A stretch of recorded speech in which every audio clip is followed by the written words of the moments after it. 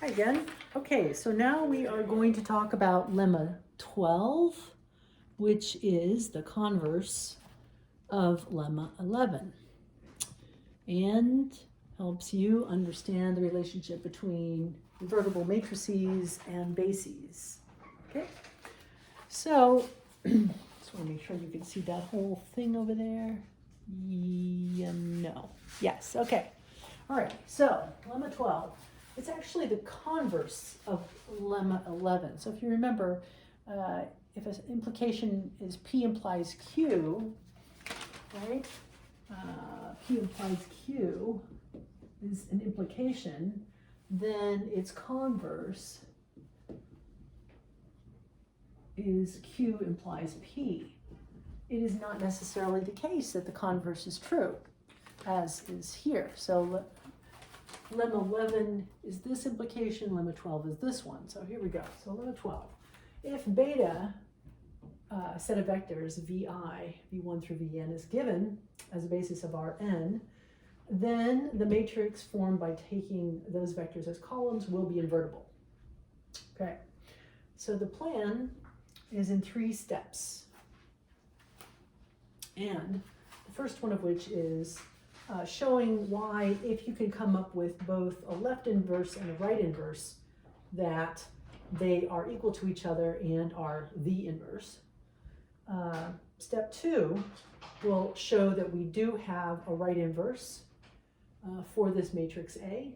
Step 3 will be showing that we do have a left inverse, and so by step 1, therefore, we have an inverse, period.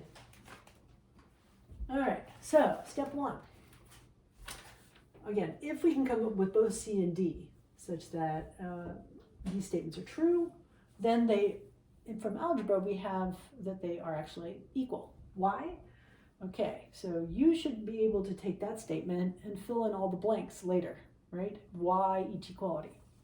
All right, so C is equal to C times the identity matrix, because it's the identity matrix for matrix multiplication.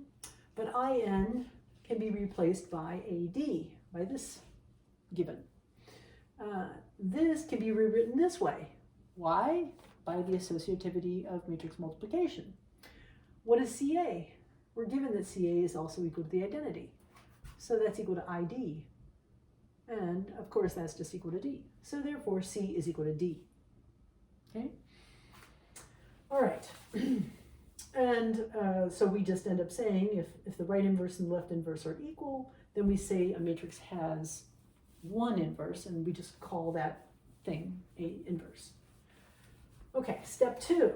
Let's show that if you have the basis and you throw it in as the column vectors of a matrix, that at least we're going to get a right inverse, a D. All right. So you are handed a basis of VI vectors for Rn. But notice that the EI, that's the 1, 0, 0, 0, 1, 0, 0, 0, so on and so forth for any Rn. Those are also vectors in Rn. And since beta is a basis for it, there always exists